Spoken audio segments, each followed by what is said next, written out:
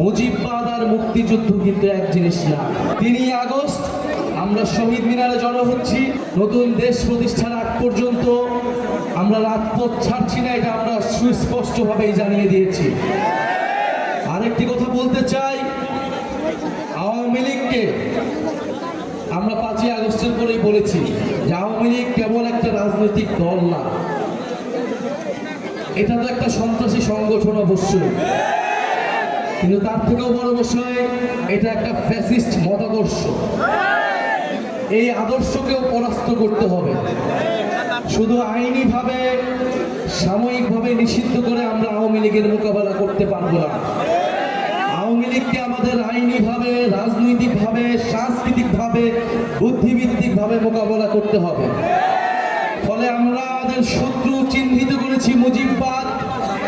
এই মুজিববাদী আদর্শ আওয়ামী লীগের গোড়া, বাংলাদেশকে বিভাজিত করেছে, বাংলাদেশের মানুষদেরকে হত্যা করেছে, গুম খুন সবকিছু জায়েজ করেছে এই মুজিববাদী আদর্শের মাধ্যমে।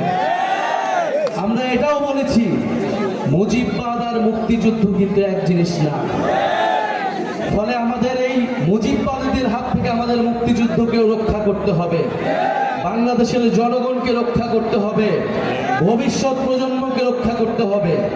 যারা বাংলাদেশকে দিল্লির হাতে তুলে দিয়েছিল, বাংলাদেশকে তাবেদারি রাষ্ট্রে পরিণত করেছিল, তাদের হাত থেকে রক্ষা করে সার্বভৌম বাংলাদেশ প্রতিষ্ঠা করতে হবে।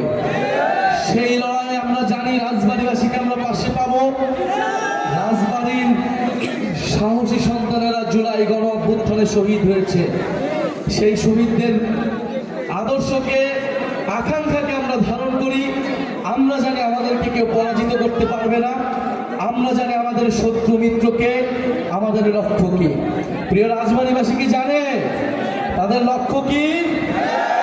আমরা কি জানি আমাদের লক্ষ্য কি? আমরা জানি আমাদের লক্ষ্য নতুন বাংলাদেশ বিনির্মাণ করা। সেই লড়াইয়ের আহ্বান জানাচ্ছি। 3 আগস্ট আমরা শহীদ মিনারে জড়ো হচ্ছি। রাজবাড়ীবাসীকে আহ্বান জানাচ্ছি।